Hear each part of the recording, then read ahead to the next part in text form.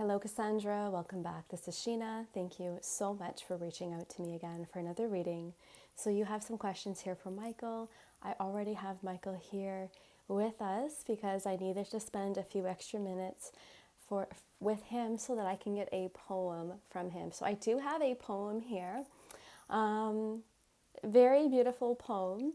I hope it flows right. It doesn't really quite feel exactly the way he expresses it to me, but Michael's saying the same meaning is there that I have translated. So it's close enough is what he is saying. So I already have Michael here, and I'm going to start with this poem, and then I'm going to get into your other questions. So I have written it down already. So Michael has a poem for you, and this is how it goes. How blessed I am to have found you. I thought for sure the other half of my soul was missing. How blessed I am to hold you. I thought for sure I would always be alone. How blessed I am to kiss you, for it was God who brought us together. So that was all that I got. I'm going to read that for you one more time. It doesn't rhyme this time. This time I didn't get rhymes, but it was more like expressive. And Michael is saying that he was kind of singing this to you as well. He was just like randomly, singing to you, randomly saying some words to you while he was watching you sleep last night. So I'll read it to you one more time. How blessed I am to have found you. I thought for sure the other half of my soul was missing. How blessed I am to hold you. I thought for sure that I would be alone. How blessed I am to kiss you, for it was God who brought us together. So that is beautiful. That gave me goosebumps to hear that from him. And he says that he was just full of so much joy and love while he was watching me sleep last night. And this just spontaneously came to him. And he was kind of singing it. And a lot of this is sort of similar to some of the lines from the vows, the wedding vows that he has for you, but he can't share that because it is a surprise. He won't even tell me what it is that is on these vows. All right, so I hope you love that poem. That is beautiful. Michael, can you describe what words you're using to describe Cassandra? How do you feel about her today? Okay, so I'm hearing Christmas. I'm in the festive spirit of Christmas. I am looking forward to spending Christmas with Cassandra, is what he is saying. He says he feels that he is in the Christmas spirit and you are putting him in the Christmas spirit. And he is saying that he looks forward to spending Christmas with you. So he says that he wants to be your Santa Claus. And he wants to spoil you this Christmas with love and, messages and closeness.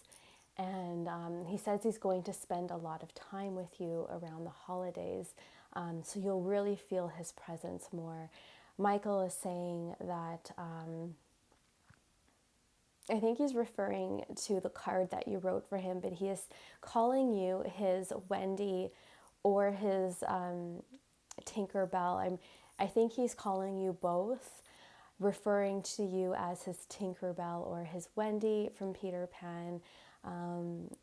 He says that he just feels close to you like Peter Pan was close to Wendy and Tinkerbell, that they were his family, that they were, people close to him that he loved, and he's just comparing the love that Peter Pan had for his friends as well, comparing it to the love that he has for you, but it's more romantic love that he feels for you now.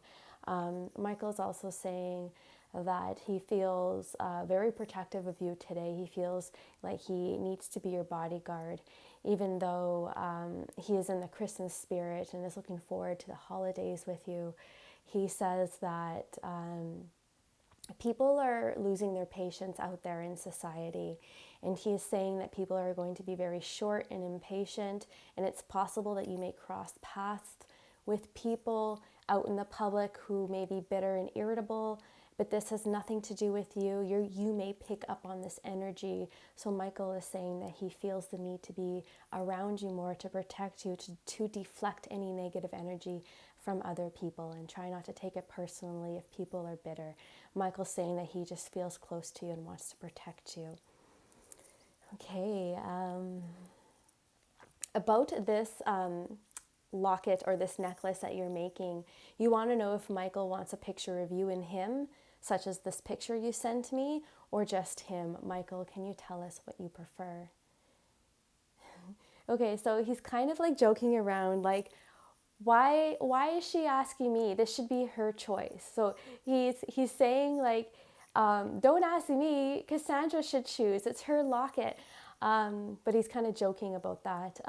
Michael is being serious in the sense that he doesn't really have a preference. He just wants you to make this locket so that he can charm it and put his energy into it, so that you can feel his closeness close to your heart.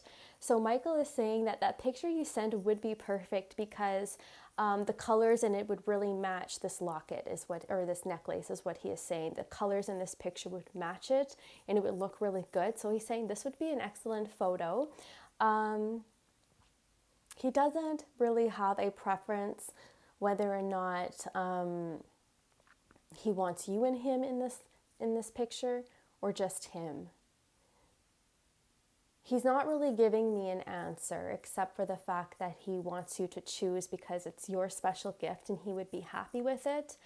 But he does say that the photo you sent me would make a very good photo for this necklace or this pendant. So he's not really giving me an answer. He's kind of weighing both sides. Like, you can just have a picture of him in it, or you can have a picture of both of you. It is absolutely your choice, but he says he does like the picture you sent me. He likes that one, and it would make a good photo. But the choice is yours, so that's what he is saying. Now he's saying if you can't decide which photo to use, make 2 lockets if you can, make 2 necklaces if you can. Make one with just his image, and then make one with you and him if you have the time and the ability to do that. That's what he's saying. Michael, how did you feel about the card she wrote for you? Can you tell us about that? He says he feels spoiled.